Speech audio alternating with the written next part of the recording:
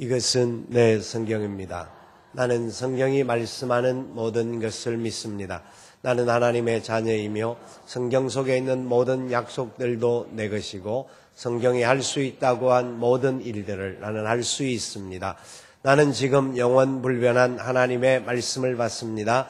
내 생각은 깨어있고 내 마음은 열려 있습니다.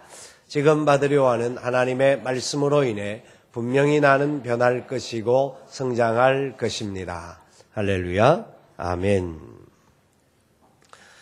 오늘은 말씀의 제목은 사가랴의 이야기입니다. 성탄의 계절을 맞이하여서 새로운 말씀 시리즈로 이야기, 스토리라고 하는 주제를 가지고 말씀을 나누고자 합니다. 성탄에 대한 이야기는 많은 사람들에 의하여서 이야기되어집니다. 성경에 특별히 성탄을 기다렸던 많은 사람들의 이야기가 나오는데 우리가 시간을 따라서 정리해 볼 수 있으면 좋을 것 같고요. 이 이야기가 나에게는 어떤 이야기가 될 수가 있는가 하는 것을 한 번 더 정리해 볼 필요가 있습니다. 우리는 성탄을 맞이할 때마다 어떤 생각을 가지고 계시는지, 성탄절에 대한 기다림이 있으신지, 아니면 성탄이 내게 주는 어떤 새로운 의미가 있는지, 우리의 삶은 매년 12월을 맞이하고 성탄을 맞이하면서 무엇을 생각하고 정리하면서 살아가고 있는지 한번 살펴볼 필요가 있습니다. 여러분, 저는 이 성탄의 이야기를 생각하면서 다시 한번 생각되는 것은, 묵상되어지는 말씀은 예수님이 다시 오실 것이라는 겁니다. 재림의 주님과 성탄은 맞물려 돌아가는 이야기입니다. 그렇기 때문에 우리에게 이 성탄의 이야기는 한번 오신 예수님 오셨으니까 말구에 탄생하셨던 것들을 기념하고 생각하고 하는 정도가 아니라 다시 오실 예수님을 맞이할 때에 우리는 어떤 모습으로 그 주님 앞에 나갈 수 있을 것인가, 굉장히 중요한 의미가 담겨져 있습니다.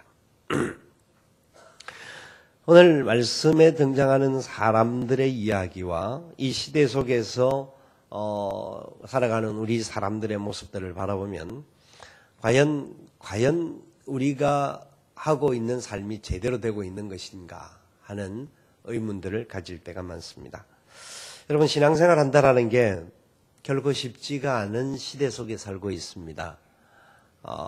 사실 우리는 굉장히 편하고 아름답게 신앙생활을 할 수 있음에도 불구하고 왜 쉽지 않느냐 하면 우리를 핍박하고 우리를 향하여서 공격하고 죽이려고 하기 때문에 어려운 것이라기보다는 세상이 너무너무 살기가 좋고 세상에서 그냥 행동하는 모든 것들이 예수를 믿으면 뭔지 모르는 손가락을 받을 듯한 그런 느낌들 때문에 사람들이 신앙생활을 조금 도외시하는 것은 아닌가. 교회를 다니기는 하는데 이야기가 없다라는 겁니다.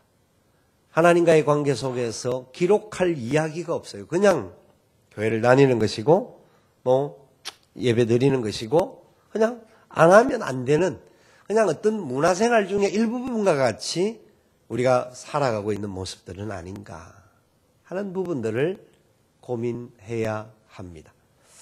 여러분들은 그렇지 않다고 생각을 할지는 몰라도 삶의 결과들을 보면 그런 모습들이 너무나 많은 것을 부인할 수가 없습니다. 우리가 살아가는 모든 시간들이 결코 만만하지 않다라는 것을 우리는 부인할 수가 없습니다. 혹시 교회를 안 나오면 혹시 하나님께서 나에게 어떻게 야단하고 어떻게 좀 뭔가 벌을 주실 것은 아닐까 하는 두려움 때문에 교회를 그냥 나오고 있는 것은 아닐까 하는 생각을 가질 수도 있습니다.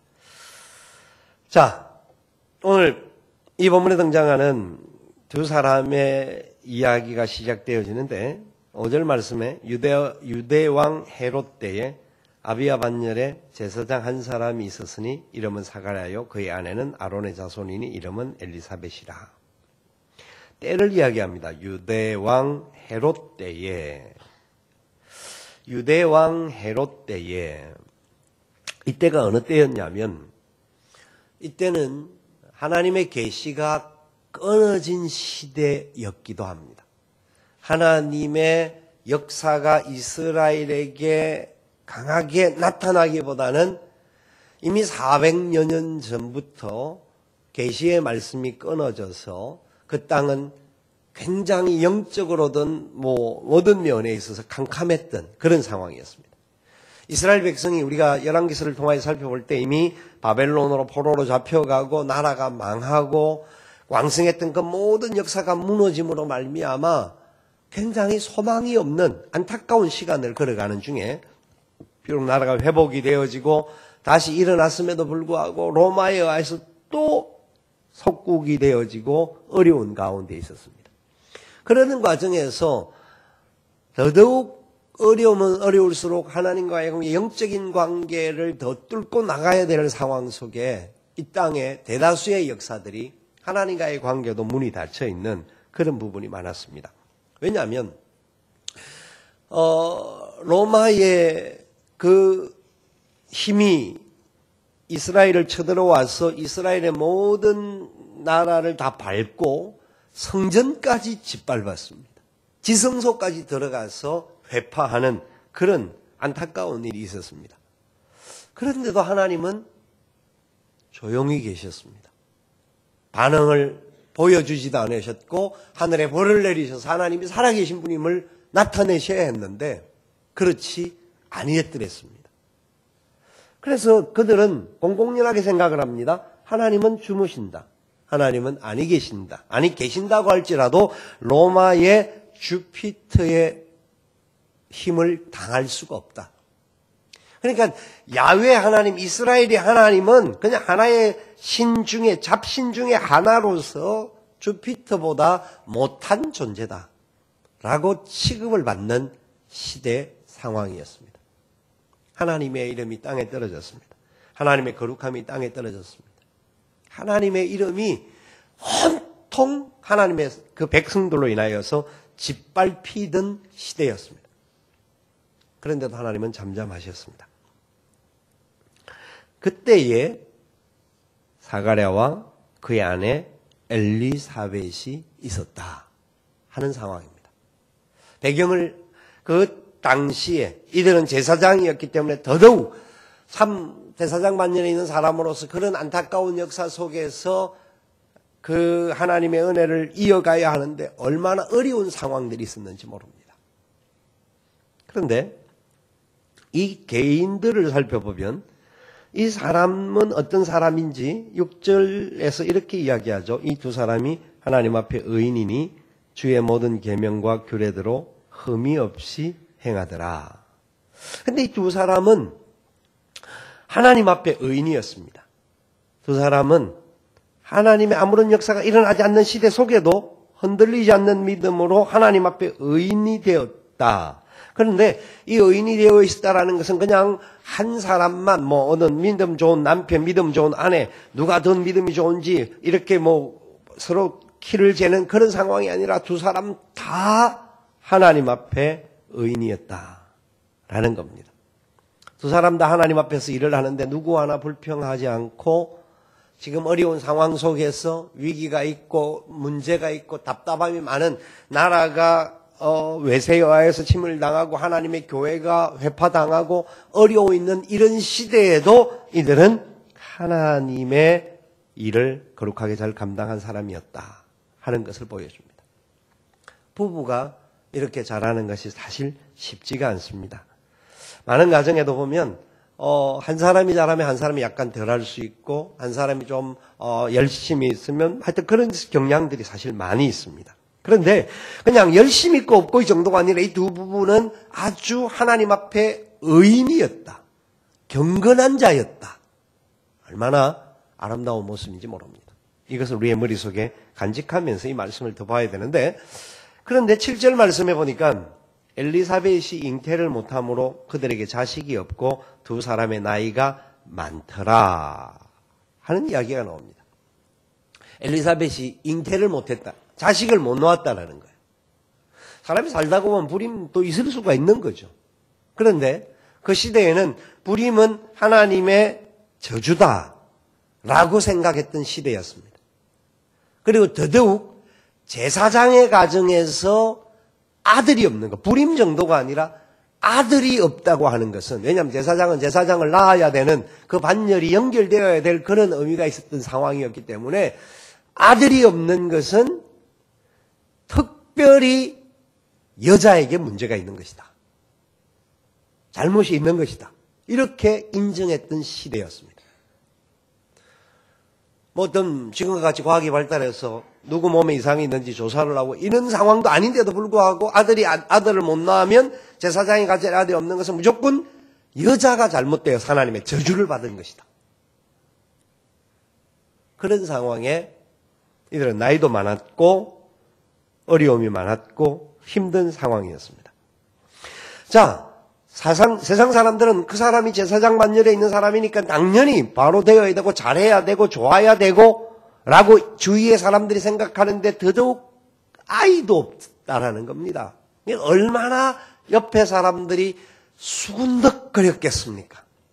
수군덕거리면서 막 수군수군 하면서 저들이 죄가 많아가지고 우리까지도 이렇게 된다라고 아마 그런 수많은 이야기를 들을 수가 있었을 것이었습니다.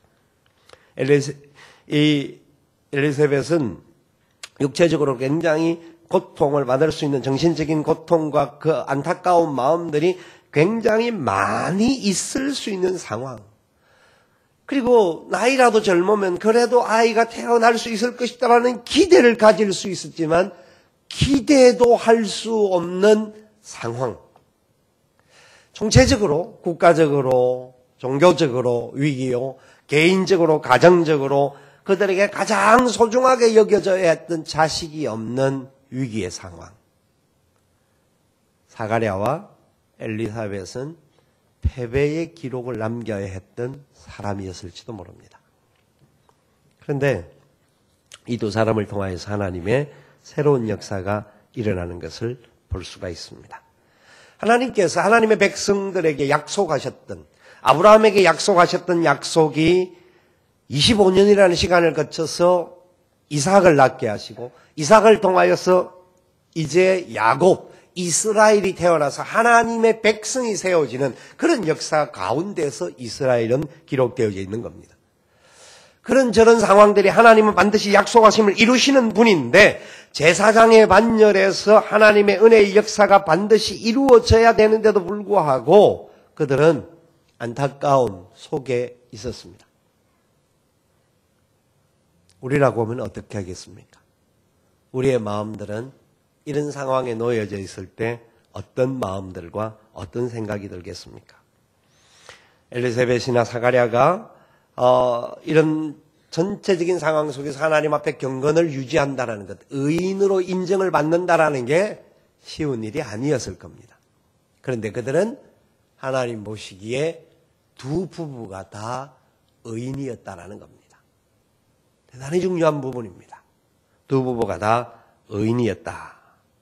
그리고 8절 9절 말씀해 보면 8절 9절에 마침 사가랴가 그 반열의 차례대로 하나님 앞에서 제사장의 직무를 행할새 제사장의 전례를 따라 제비를 뽑아 주의 성전에 들어가 분향하고, 사가랴가 순서가 돌아왔다라는 겁니다. 순서가 돌아와서 제사장의 직무를 그 해에 담당해야 되는 그런 상황이 되었다라는 거죠. 그때에서 제사장의 전례에 따라 제비를 뽑았는데 주의 성전에 들어가서 분향하는 이런 일을 하는 상황이었습니다. 이 말씀이 기록되어 있는 이 8절 9절의 말씀을 보면서 이 사가랴가 자기가 지금 처해 있는 상황이 수많은 사람들이 무슨 제사장의 반열에 있으면서 아들도 하나 낳지 못하는데 저런 일을 하느냐라고 수군덕 거릴 수 있는 그런 상황이었음에도 불구하고 자기의 일을 묵묵하게 감당을 하고 있다라는 겁니다. 이 메시지는 굉장히 중요한 메시지입니다. 우리가 무슨 일을 할 때마다 항상 우리 자신들을 돌아보는데 뿐만 아니라 또 우리의 상황들을 돌아보면서 아이고 우리 집이 이런데 내가 뭘 할 수 있겠습니까? 우리 가정도 다 복음을 못 전했는데 내가 어떻게 전도하고 내가 어떻게 주일학교 교사를 하며 내가 어떻게 순장을 할 수 있고 내가 어떻게 찬양대를 할 수 있습니까? 예, 사람의 마음에는 그런 마음이 찾아올 수 있습니다. 우리는 사가랴 이야기니까 뭐 그럴 수 있지라고 생각하지만 우리의 상황에서 보면 조그마한 문제가 생기면 우리는 우리가 행해야 할, 우리가 있어야 할 삶의 자리에서 감당해야 할 일들을 회피하고 싶은 그런 마음들이 굉장히 많습니다. 인간의 연약함들이 그렇습니다. 그래서 그런 부분에 대하여서 고민하고 방황할 수밖에 없는, 실제적으로 그 일을 감당하지 못하여서 그냥 포기하는 그런 경우들이 많이 일어납니다. 그런데 사가랴는 모든 상황이 좋지 않는 상황이었습니다. 그럼에도 불구하고 자기가 감당해야 할 일을 묵묵하게 감당하며 그 일을 이루어가는 것을 볼 수가 있습니다. 그때 성전에 들어가 있는 그를 향하여서 천사가 찾아와서 이야기를 합니다. 13절 말씀 같이 읽어볼까요? 천사가 그에게 이르되 사가랴여 무수하지 말라. 너의 간구함이 들린지라 내 아내 엘리사벳이 내게 아들을 낳아주리니 그 이름을 요한이라 하라. 천사의 이야기를 듣고 사가랴가 깜짝 놀랍니다. 너무나 놀라운 일입니다. 도무지 반응할 수 없을 정도로 놀라운 일입니다. 아들을 주시겠다라는 겁니다. 지금 자기도 늙었고 자기 아내도 이미 늙어서 아이를 가질 수 없는 수많은 사람들이 지금까지 아이를 못 가진 것들 때문에 수군덕수군덕 거리는 그런 이야기를 들어왔는 상황에서 그 메시지가 너무 반가워야 되는데 놀라워서 믿을 수가 없을 정도가 되었다는 겁니다. 믿을 수가 없었어요. 그러니까 18절에 이렇게 이야기를 하는 거예요. 사가랴가 천사에게 이르되 내가 이것을 어떻게 알리오? 내가 늙고 아내도 나이가 많으니이다. 많으니이다. 도무지 믿기가 어렵습니다 하는 정도로 반응할 수밖에 없었다는 거죠. 그때 다시 천사가 말합니다. 19절 20절 같이 읽어봅시다. 천사가 대답하여 이르되 나는 하나님 앞에 있는 가브리엘이라. 이 좋은 소식을 전하여 내게 말하라고 보내심을 받았노라. 보라, 이 일이 되는 날까지 내가 말 못하는 자가 되어 능히 말을 못하리니 이는 내가 내 말을 믿지 아니함이거니와 때가 이르면 내 말이 이루어지리라 하더라. 아멘. 천사가 이제 사가랴가 이야기를 하는데 자기는 보냄을 받은 것뿐이다. 보냄을 받은 것뿐이다. 보냄을 받았기 때문에 이 말을 하는 것이다라고 전합니다. 그러면서 내가 말 못하는 자가 되어서 시간을 보내게 될 것이다. 그렇게 이야기를 합니다. 말 못하는 자가 될 것이다. 성경 지우셔도 됩니다. 예. 굉장히 중요한 부분이 이게 등장한다고 보는데요. 사가랴가 여러분 생각해보세요. 성전에 들어가서 지금 지성소에 가서 분향을 합니다. 향을 피우고 제사장의 직무를 감당하고 나와요. 나오는데 들어갈 때는 말을 잘했더랬어요. 근데 나오는데 말을 못해요. 말을 못해요. 입이 닫혀진 거예요. 말하고 싶어도 말이 안 되고 갑자기 말 못하는 장애인이 되어버린 거예요. 사람들이 뭐라고 생각하겠습니까? 더 수군덕거렸을 거예요. 자식도 안 낳더만 결국은 제사장으로서 성전에 들어가서 어떤 죄를 지었는지 말도 못하네. 뭔가 하나님 저주가 내린 것이야. 그런 이야기가 나오지 않았겠습니까? 안 나온 듯하게 쳐다보고 계시는데 아마 우리 같으면 뭐만 이야기를 다 했을 것 같아요. 이런저런 이야기하면서 숨을 저는 이 말을 보면서 이 사가랴의 입을 막으신 이유가 두 가지라고 생각합니다. 첫 번째는 그가 못 믿었기 때문입니다. 개인을 향한 깨달음을 주기 위해서 네가 아들을 주겠다고 했는데 아이고 내가 나이가 이렇게 많은데 아들을 어떻게 얻습니까? 그 말에 대해서 천사가 하는 말이 네가 내 말을 못 믿었기 때문이다 하는 의미가 맞는 겁니다. 약간 징계성이 담겨져 있습니다. 그런데 왜 하필이면 말을 못하게 하셨을까요? 그게 두 번째 의미라고 저는 보는데 왜 하나님께서 사가랴의 입에 말을 못하게 하셨을까요? 사가랴의 상황과 형편들이 굉장히 좋지 않았기 때문에 많은 수군덕거림을 당할 수밖에 없는 상황입니다.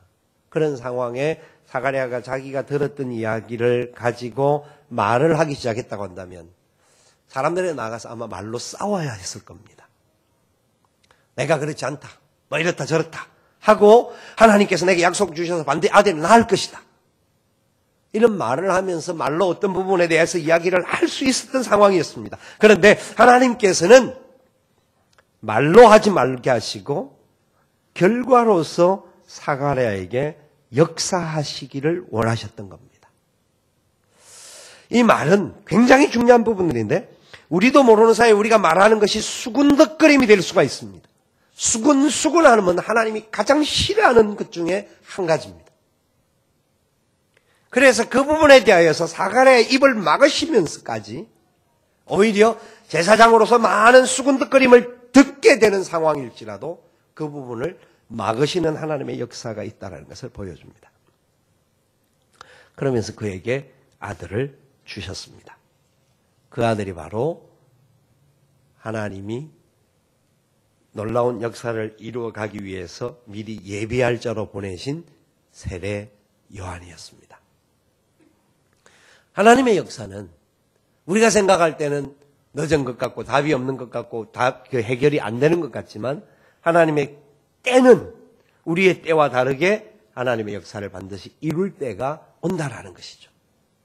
하나님은 그 응답의 역사를 보여주고 있다는 것을 우리는 믿음으로 바라보아야 합니다. 이들로 인하여서 그 다음에 연결되는 것이 오늘 본문 이후에 나오는 26절, 27절에 보면 이제 사가랴와 엘리세벳이 찾아왔던 그 천사가 마리아를 찾아갑니다. 나중에 이 엘리세벳과 마리아가 또 만나는 그런 시간들이 있습니다. 친척들이기 때문에. 예수님이 오실 날을 예비하는 예수님이 탄생하실 것을 위하여서 하나님의 역사를 이루는 사건이 이들로부터 시작되어지고 있는 것을 보여주고 있습니다. 놀라운 하나님의 역사가 아닐 수가 없습니다. 여러분, 이 말씀이 우리에게는 무슨 상관이 있는 말씀일까요? 우리는 사가랴의 이야기를 보시면서 들으시면서 어떤 마음을 가져야 할까요? 여러분 생각은 어떻습니까? 지금 우리가 살고 있는 이 시대는 기독교가 하나님의 이름이 땅에 밟히는 시대가 되었습니다. 그리고 교회가 교회답지 못하다라고 세상에 의하여서 얼마나 짓밟히고 있고 안타까운 역사가 많이 있는 상황입니다. 영적으로 오히려 잠자는 시대와 같은 그런 모습이 지금 현재 우리가 살고 있는 세상의 모습이기도 합니다. 이 사가랴 시대에 이스라엘 백성들의 안타까운 역사가 지금 이 시대에도 동일하게 일어나고 있는 것은 아닌가. 그럼에도 불구하고 많은 사람들은 상관없다라고 그렇게 살아가고 있는 듯한 그런 모습이 있습니다. 아마 여러분 개인적으로도 예수를 믿는 사람으로서 이 세상 속에 살아가는 순간순간마다 세상이 우리를 향한 여러 가지 부분, 예수쟁이라고 한다든지 이러하면은 그래도 옛날에는 예수 믿는 사람은 정직하다라는 그거 하나라도 인정을 해줬는데 요새는 그것조차도 인정하지도 못하고 어쨌든지 간에 예수 믿는 사람들은 자기밖에 모르는 이기주의자와 같이 그렇게 손가락질을 당하고 우리도 세상 나가서 당당하게 예수 믿는 사람답게 모습을 보이지 못하는 안타까운 부분들 뿐만 아니라 우리 개인적으로 그런저런 상황들이 다 아우러져서 문제가 해결되지 못하고 어려운 문제가 나타나고 답답할 때 세상은 또 우리를 향해서 말합니다. 네가 그렇게 하나님을 잘 믿고 그렇게 열심히 산다고 하면 하나님이 너의 모든 길을 잘 해결해주고 열어줘야 되시는데 왜 네 문제는 계속해서 그렇게 어렵냐? 네가 예수를 믿는다라는 것이 잘못이 아니냐? 너희 하나님 살아계시면 그렇게 될 수 있느냐? 아마 그런 이야기도 들을 수 있는 시대인 것 같습니다. 여러분 어떻습니까? 세상은 우리를 향해서 계속해서 수군되고 있습니다. 우리를 향해 공격합니다. 소금이 맛을 잃었기 때문에 땅에 던져지고 밟힐 뿐이다. 맛을 잃은 소금과 같이, 빛을 발하지 못하는 등잔불과 같이, 우리의 모습이 흔들리는 그 등불과 같이, 바람 앞에 흔들리는 등불과 같이 연약한 모습이 아닌가요?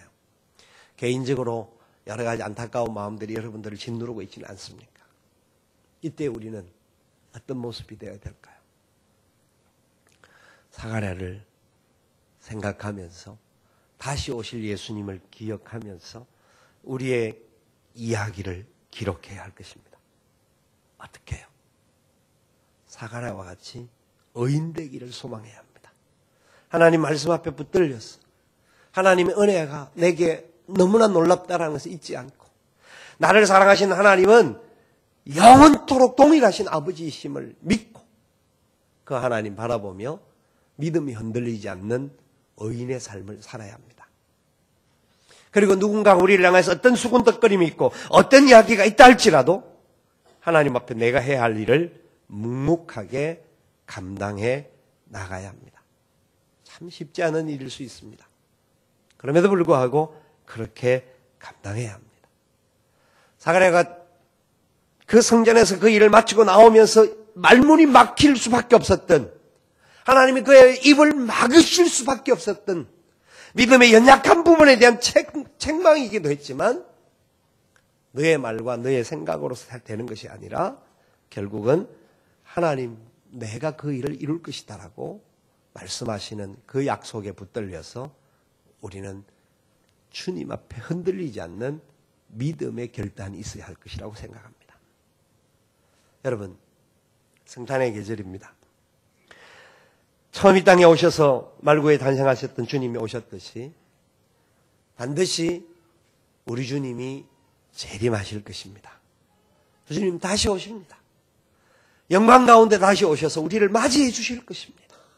우리를 환영해 주실 것이고 우리에게 그 놀라운 은혜와 사랑들을 다시 이야기해 주실 것입니다. 내가 있는 삶의 자리에서 우리도 사가랴와 같이 정직하고 온전하게 바르게 걸어가야 합니다. 당장 해결되어지지 못하는 문제들 때문에 흔들릴 수 있고 좌절할 수 있고 낭망할 수 있는 상황들이 올지라도 주님 바라보고 믿음으로 한 걸음씩 한 걸음씩 더 나가야 할 것입니다. 여러분을 붙들어주는 힘이 뭘까요? 여러분이 단순히 교회 와서 예배를 1시간 드린다라고 신앙이 완전히 변하나요? 그렇지 않습니다. 그분을 보셔야 합니다. 그분을 붙잡으셔야 되고 그분과의 관계 속에서 나의 이야기가 사가랴와 같이 나도 주님 부족하지만 이런 이야기를 기록할 수가 있었습니다. 나도 주님을 사랑하는 마음으로 흔들리지 않는 믿음을 가지고 주님 앞에 한 걸음 한 걸음 더 나아갔습니다. 그런 보고서를 쓸 수 있는 성탄의 계절이 되었으면 좋겠습니다. 아무쪼록 우리 모두를 향하신 하나님의 사랑, 변함이 없으심을 기억하시고 세상이 우리를 향하여서 아니 우리가 잘못 때문에 세상의 손가락질을 받고 있다고 한다면 철저하게 회개해야 되고 이 세상을 향하신 주님의 마음을 가지고 세상을 따뜻하게 만들 수 있는, 그리고 우리 가운데라도 우리끼리만이라도는 그래도 사가랴의 마음을 가져서 서로 수군덕대고 서로를 향하여서 공격하는 그런 자가 아니라 하나님의 사랑을 위해서 믿음으로 달려가는 축복의 삶이 될 수 있기를 예수님의 이름으로 축원을 드립니다. 다 같이 일어나셔서 함께 찬양하며 결단의 시간을 갖도록 하겠습니다.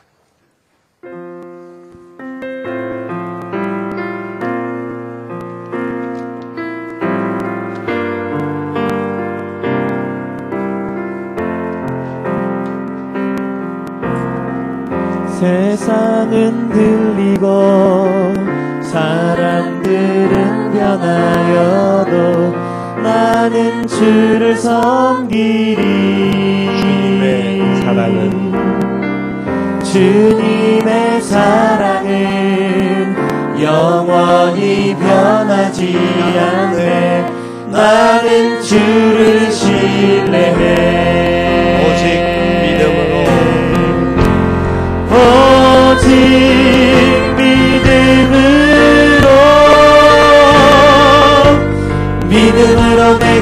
살리라. 오직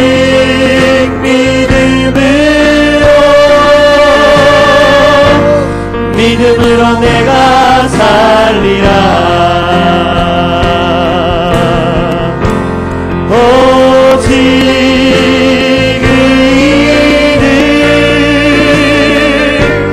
믿음으로 말미암아 살리라. 오직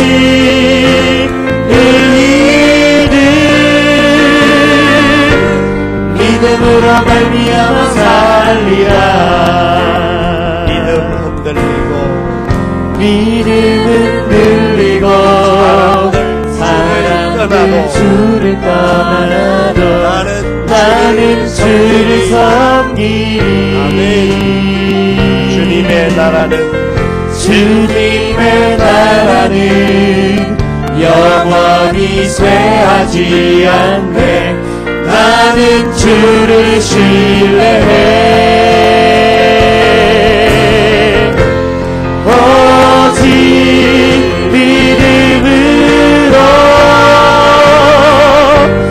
믿음으로 내가 살리라. 오직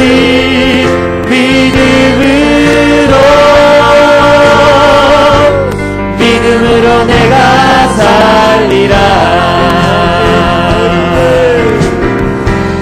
오직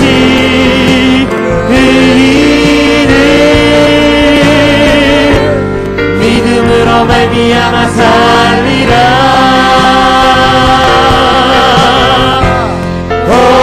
오직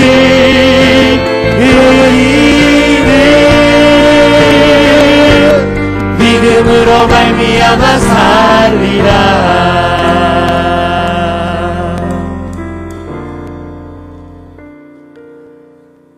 주님은 초림하셨듯이 반드시 재림하십니다.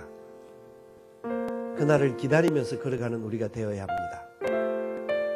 사가랴와 같이 그날을 준비하는 자들이 되어야 합니다.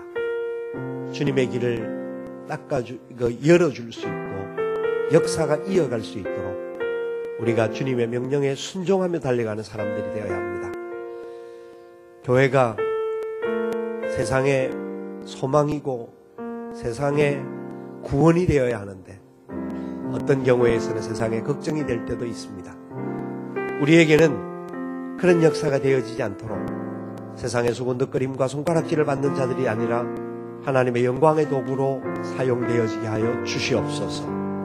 우리 안에 어떤 문제 때문에 힘들고 어려움이 있어서 누군가가 우리를 향해 수군덕거림이 생길지라도 사가랴와 같이 의인으로서 자기의 일을 묵묵하게 감당하며 하나님의 역사를 이루어가는 자들이 되게 하여 주시옵소서.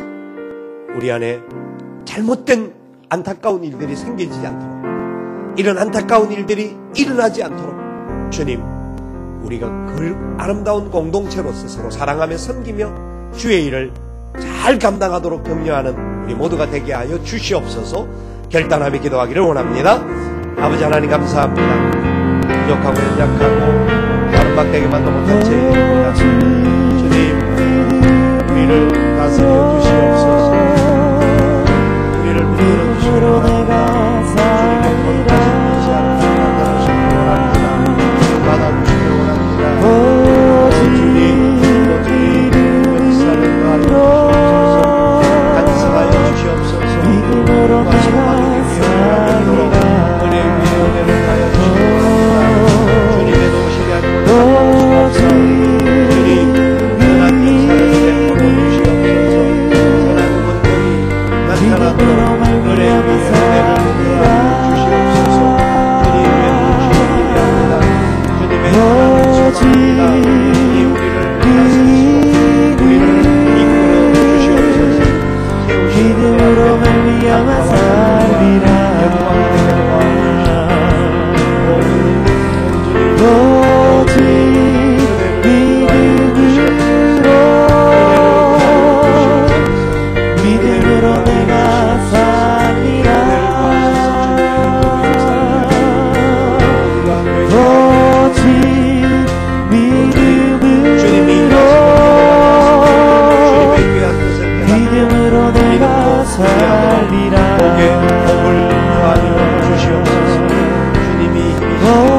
소망이십니다.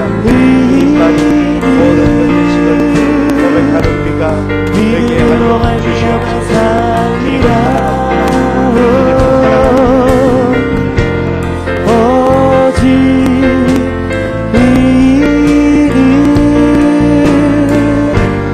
믿음으로 말미암아 살리라.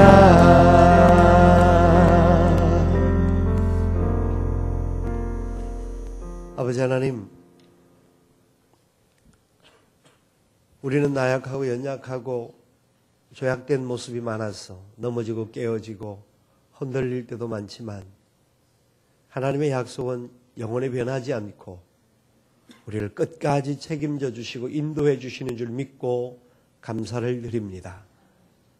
사가랴와 같이 하나님 앞에 의인된 삶을 살게 하시고 주님 오실 날을 기다리며 기대하며 살아가게 도와주옵소서. 그래하여서 하나님의 영광을 경험하는 우리가 되게 하시고 하나님의 거룩한 열매가 일어나게 도와주옵소서. 그의 가정의 어려운 문제들조차도 하나님 앞에 묵묵하게 감당하며 하나님의 뜻을 이루어갔던 축복의 역사가 있었던 것과 같이 주여 우리의 삶에도 은혜를 더하여 주시옵소서. 은혜를 더하여 주시옵소서. 우리의 공동체 안에는 서로를 비방하고 공격하고 수군덕거림이 사라지게 하시고 하나님의 은혜와 사랑의 열매만 나타나게 도와주시옵소서. 주님 오실 날을 기다리며 함께 이 일을 이루어가는 우리 모두가 되게 하여 주시옵소서. 주님을 기뻐합니다. 주님 사랑합니다. 다시 오실 주님을 소망합니다. 성탄의 계절에 이 사실들을 기억하며 믿음으로 승리하는 우리 모두가 되게 도와 주시옵소서. 지금은 우리 구주 예수님의 크신 은혜와 하나님 아버지의 무한하옵신 사랑하심과 성령님의 교통, 위로, 인도, 충만하옵신 역사가 주의 크신 은혜의 장중에 붙들림을 받고 이 땅에서 어떤 상황이 찾아온다 할지라도 하나님 바라보며 믿음으로 전진하여 주의 나라와 의를 세워가기를 소망하는 주님 오실 날을 다시 기다리며 그날을 닦아가기를 결단하는 주의 사랑하는 백성들의 머리머리 위에와 저들의 가정들과 기도의 제목들과 산업들 위에와 하나님의 몸된 교회와 이 나라의 민족과 열방들 위에 지금부터 영원토록 함께 있을지어다. 아멘.